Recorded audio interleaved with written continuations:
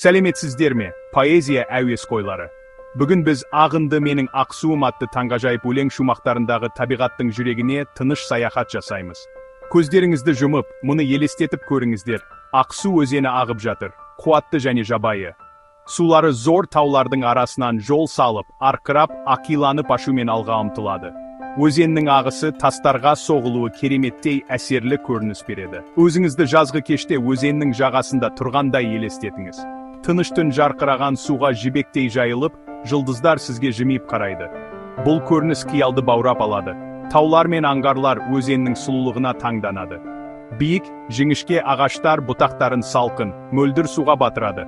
Ал нәзік ай, сәулесін түсіріп, көлеңкелер мен шағылыстардың биін жасайды.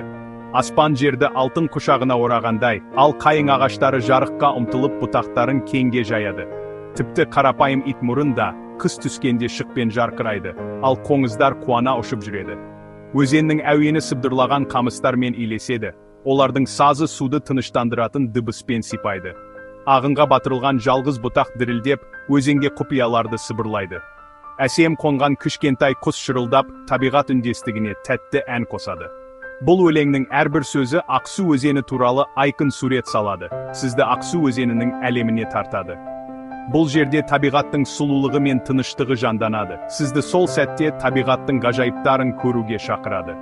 Сондықтан Ильяс Жансүгіров ақынымыздың шығармаларын оқып көріңіз, поэзиясы сізді баурап алады. Маған сеніңіз, бұндай саяхатты жіберіп алмауға тырысыңыз.